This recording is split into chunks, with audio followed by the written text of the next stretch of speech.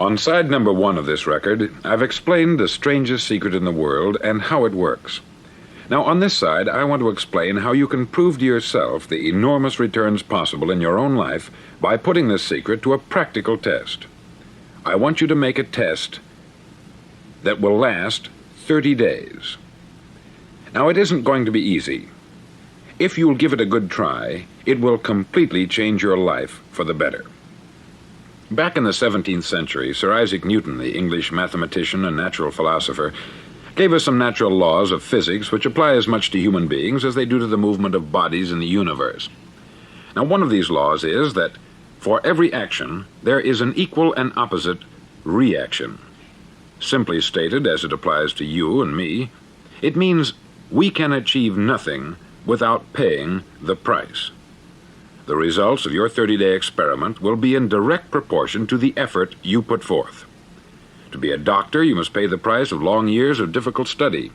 To be successful in selling, and remember that each of us succeeds to the extent of his ability to sell, selling our families on our ideas, selling education in schools, selling our children on the advantages of living the good and honest life, selling our associates and employees on the importance of being exceptional people, to, of course, the profession of selling itself. But to be successful in selling our way to the good life, we must be willing to pay the price. Now, what is that price? Well, it's many things. First, it's understanding emotionally, as well as intellectually, that we literally become what we think about, that we must control our thoughts if we're to control our lives. It's understanding fully that, as ye sow, so shall ye reap. Secondly, it's cutting away all the fetters from the mind and permitting it to soar as it was divinely designed to do. It's the realization that your limitations are self-imposed, and that the opportunities for you today are enormous beyond belief. It's rising above narrow-minded pettiness and prejudice. Thirdly, to use all your courage to force yourself to think positively on your own problem, to set a definite and clearly defined goal for yourself, to let your marvelous mind think about your goal from all possible angles, to let your imagination speculate freely upon many different possible solutions, to refuse to believe there are any circumstances sufficiently strong to defeat you in the accomplishment of your purpose, to act promptly and decisively when your course is clear, and to keep constantly aware of the fact that you are, at this moment, standing in the middle of your own acre of diamonds, as Russell Conwell used to point out. Fourth, save at least 10% of what you earn. It's also remembering that no matter what your present job, it has enormous possibilities if you're willing to pay the price. Now let's just go over the important points in the price each of us must pay to achieve the wonderful life that can be ours. It is, of course, worth any price. 1, you will become what you think about. 2, remember the word imagination. Let your mind soar. 3, courage. Concentrate on your goal every day. 4, save 10% of what you earn. And action. Ideas are worthless unless we act on them. Now I'll try to outline the 30-day test I want you to make. Now keep in mind that you have nothing to lose by making this test, and everything you could possibly want to gain. There are 2 things that may be said of everyone. Each of us wants something, and each of us is afraid of something. I want you to write on a card what it is you want more than anything else. It may be more money. Perhaps you'd like to double your income or make a specific amount of money. It may be a beautiful home. It may be success at your job. It may be a particular position in life. It could be a more harmonious family. Each of us wants something. Write down on your card specifically what it is that you want. Make sure it's a single goal and clearly defined. You needn't show it to anyone, but carry it with you so that you can look at it several times a day. Think about it in a cheerful, relaxed, positive way each morning when you get up, and immediately you have something to work for, something to get out of bed for, something to live for. Look at it every chance you get during the day and just before going to bed at night. As you look at it, remember that you must become what you think about, and since you're thinking about your goal, you realize that soon it will be yours. In fact, it's yours really the moment you write it down and begin to think about it. Look at the abundance all around you as you go about your daily business. You have as much right to this abundance as any other living creature. It's yours for the asking.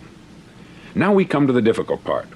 Difficult because it means the formation of what is probably a brand new habit, and new habits are not easily formed. Once formed, however, it'll follow you for the rest of your life. Stop thinking about what it is you fear.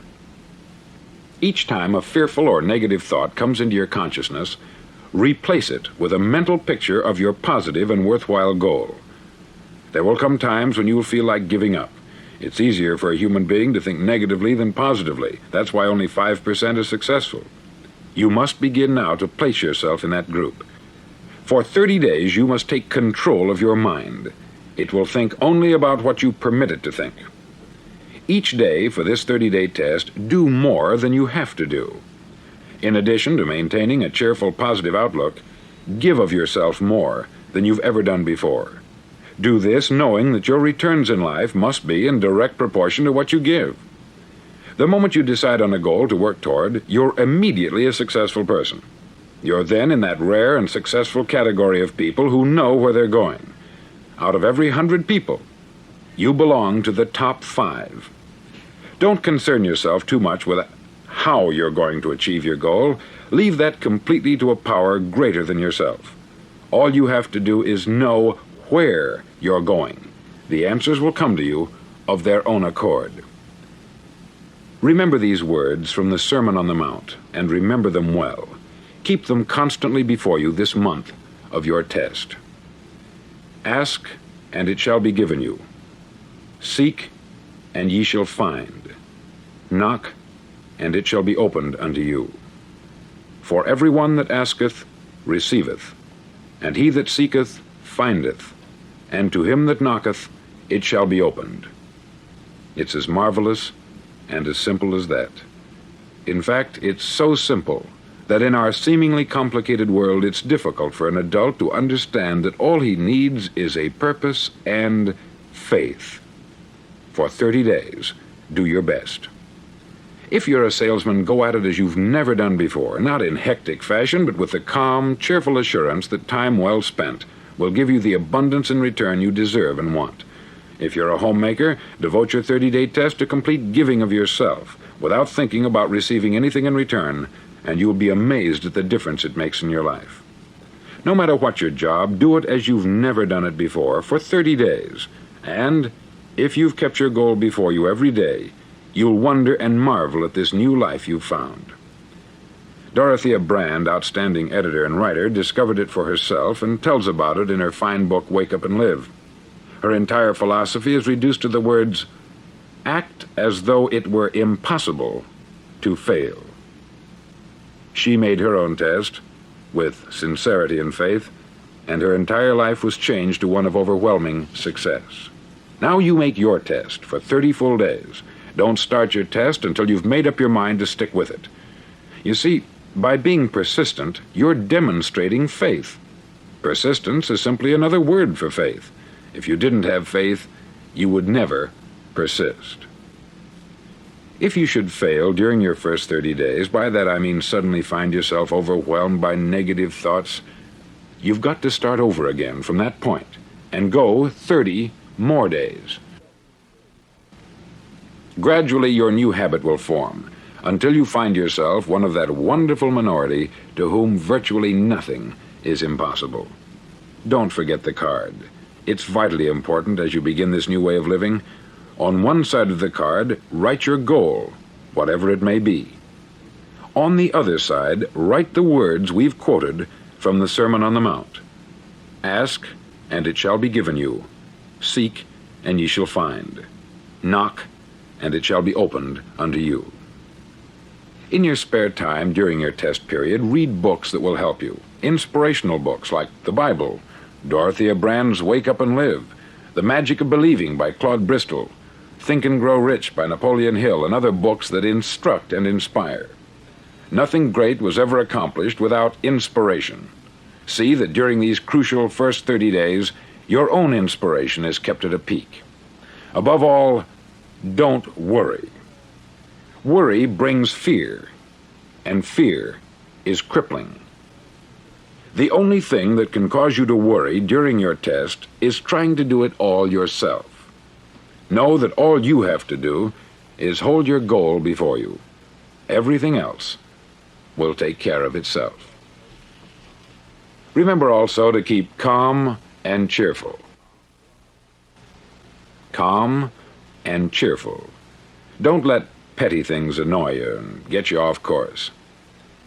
Now, since making this test is difficult, some may say, well, why should I bother? Well, look at the alternative. No one wants to be a failure. No one really wants to be a mediocre individual. No one wants a life constantly filled with worry, fear, and frustration. Therefore, remember that you must reap that which you sow. If you sow negative thoughts, your life will be filled with negative things. If you sow positive thoughts, your life will be cheerful, successful, and positive. Now, gradually, you will have a tendency to forget what you've heard on this record. Play it often. Keep reminding yourself of what you must do to form this new habit. Gather your whole family about and listen to what's been said here at regular intervals. You know, most men will tell you that they want to make money without understanding the law. The only people who make money work in the mint. The rest of us must earn money. This is what causes those who keep looking for something for nothing or a free ride to fail in life. The only way to earn money is by providing people with services or products which are needed and useful. We exchange our product or service for the other man's money.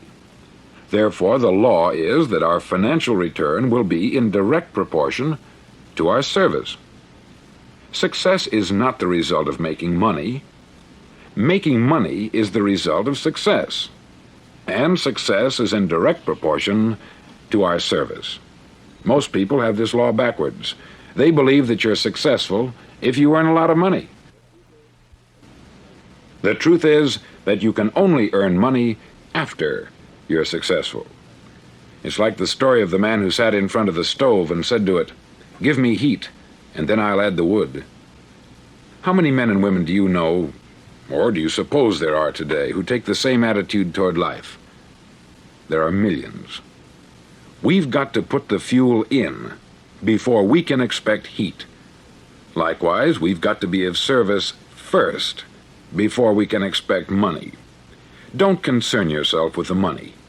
Be of service. Build, work, dream, create. Do this, and you'll find there's no limit to the prosperity and abundance that will come to you.